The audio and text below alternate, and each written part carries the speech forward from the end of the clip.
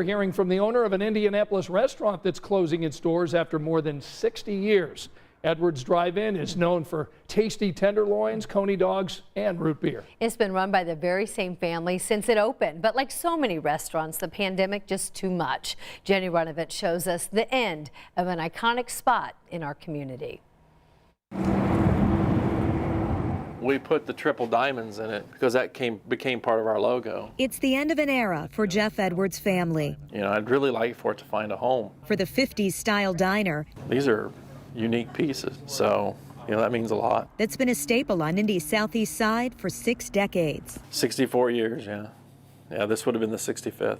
Edwards Drive-In served up classic menus and memories for generations of customers. First dates, engagements, anniversaries.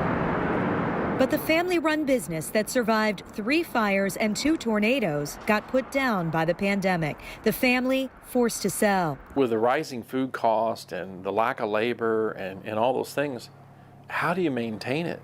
We were losing a considerable amount of money a month trying to hold on. The reality of it all was to set in and say, we got to do something quick.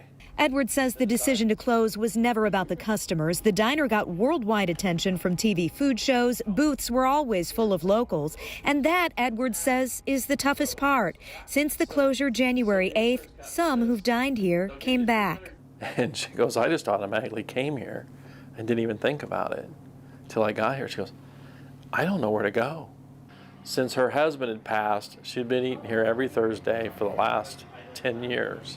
One of those days where you kind of go, you know, this is when it's really tough. But Edwards says this isn't goodbye. The diner is coming back in food truck form. Smaller menu, a bit different service, but the same tradition so many have grown to love. We didn't sell the brand, you know, we retained all that. We just sold the shell, you know. We didn't sell its soul, you know, we'll take that with us.